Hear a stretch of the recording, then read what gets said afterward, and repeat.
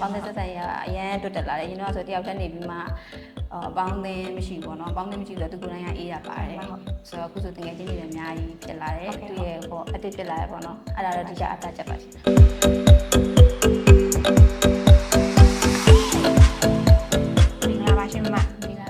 ဟုတ် language school တွေအများကြီးထဲမှာမနနဲ့ GTC ကိုဘာချောင်းရွေးချယ်ဖြစ်ခဲ့ရလဲရှင့် ။ဘာကြောင့်ရွေးချယ်ခဲ့လဲဆိုညီမကလေးကကြတော့အရန်အေးရဲ့ကလေးဆိုတော့သူပေါင်းတဲ့ဆက်ဆံမှုလေးလည်းရှိအောင်ပြီးတော့သူ့ရဲ့တငယ်ချင်းတွေအများကြီးကဒီမှာရှိရလေ။အဲကြောင့်ညီမအဓိကကြောင့်ရအောင်အမအိမ်နဲ့လည်းနီးရဲ့သူအမကဟိုကျောင်းကောင်းရင်မကောင်းစဉ်းစားလိုက်တဲ့အခါမှာ GTC အမကလေးနဲ့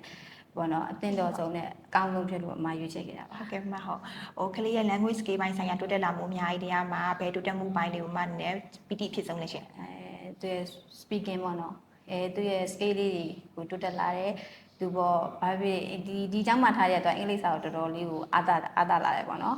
ညီမတို့ speaking ပိုင်းပေါ့သူကဟိုအမြဲတမ်းလို့ပြောချင်တာဆိုတော့လေဟုတ်ကဲ့မဟုတ်ဟိုကလေးက Cambridge exam မှာရောဘယ် level လေးဖြစ်ဆိုပြီးွားရလဲရှင်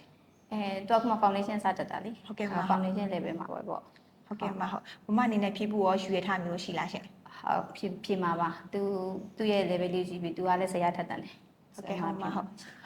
ဟိုကလေးကိုသင်ပေးတဲ့ instructor ပုံမှာအနေနဲ့ပြောချင်တဲ့စကားလေးရှင်ပြပြပေးပါအောင်ရှင်အမမပြောချင်ပါဘူးထွထွတော့အားလုံးစင်ပြေတယ် channel လည်းစင်ပြေတယ်ဒီကျဲ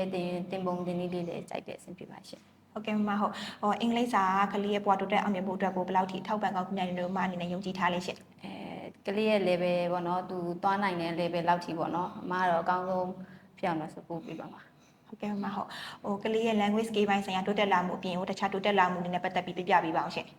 တိုးတက်လာမှုကတော့ပေါင်းတဲ့ဆက်ဆံရေးပေါ့နော်ပေါင်းတဲ့ဆက်ဆံရေးကအရန်တိုးတက်လာတယ်ကျွန်တော်ဆိုတယောက်တည်းနေပြီးမှပေါင်းတဲ့မရှိဘူးပေါ့နော်ပေါင်းတဲ့မရှိဆိုတော့သူကိုယ်တိုင်ကအေးရပါတယ်ဆိုတော့အခုဆိုတကယ်ချင်းတွေလည်းအများကြီးဖြစ်လာတယ်သူရဲ့ပေါ့အတစ်ဖြစ်လာရပေါ့နော်အဲ့ဒါတော့ဒီကအတက်ချက်ပါရှင်ဟုတ်ကဲ့မဟုတ်ဘူးလို့ချိန်ပြီးဖြည့်ကြပေးရကျေးဇူးတင်ပါတယ်ရှင်ဟုတ်မင်္ဂလာရှိသောနေ့လေးဖြစ်ပါစေရှင်ဟုတ်